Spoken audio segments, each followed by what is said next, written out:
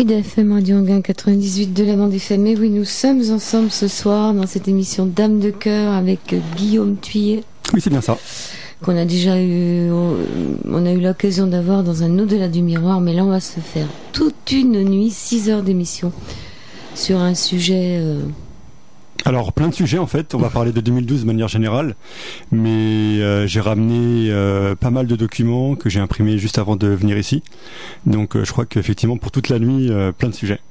Alors rappelle-nous un peu ce que tu fais. Alors donc je m'appelle Guillaume Thuillet, je viens d'avoir 32 ans et je suis écrivain internet, donc j'écris des e-books, donc des livres au format informatique, PDF, qu'on peut retrouver sur internet pour un prix modique, forcément c'est beaucoup moins cher qu'un livre normal. Et donc j'ai écrit au tout début un e-book qui s'appelle Comment devenir riche mathématiquement, c'était en 2006.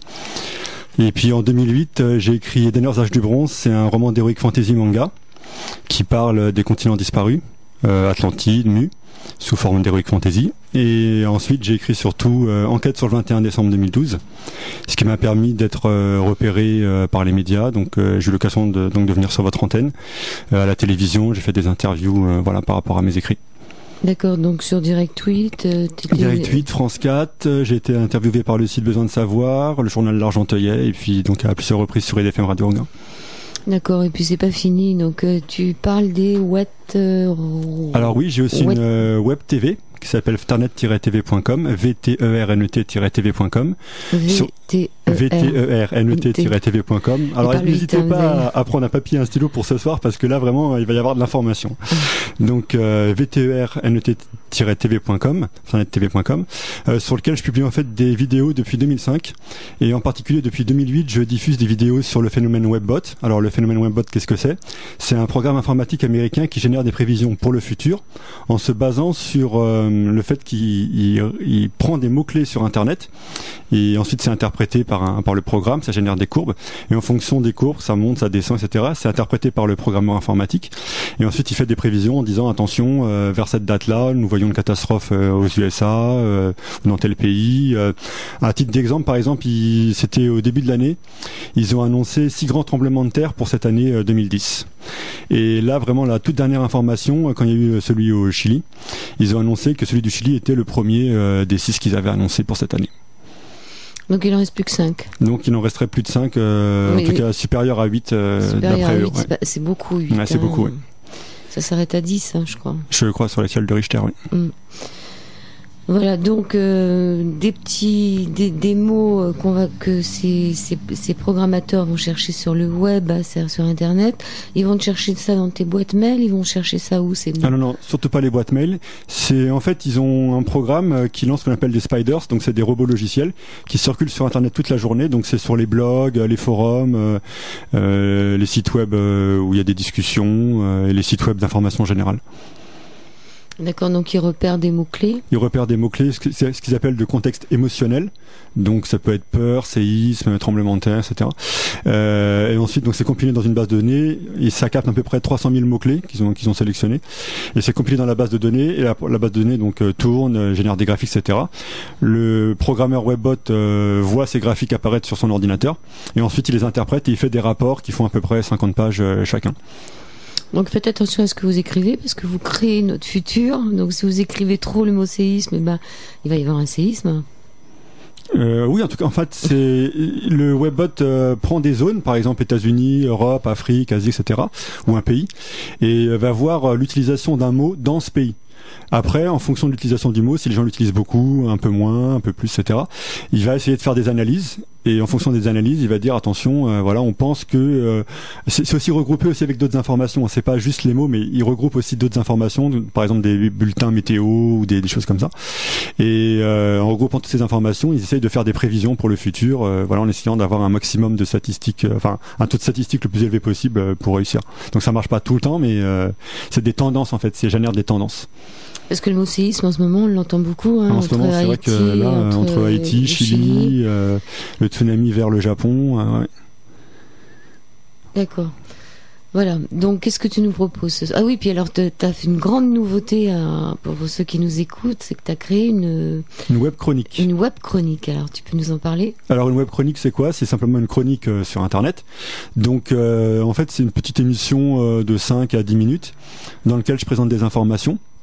Donc là, je l'ai mis une donc sur mon site internet fernet-tv.com et j'ai présenté ça en plusieurs parties. Donc dans la première partie, j'ai présenté un phénomène nuageux qui s'est passé au-dessus du Mexique.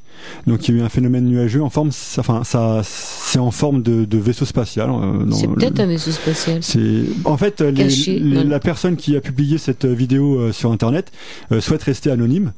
Et le problème, ce qui s'est passé, c'est que c'est aussi arrivé dans d'autres pays, en Russie il y a quelques temps, en Amérique centrale, en Floride, etc. Donc c'est un phénomène nuageux qui est apparu sur la planète à plusieurs endroits.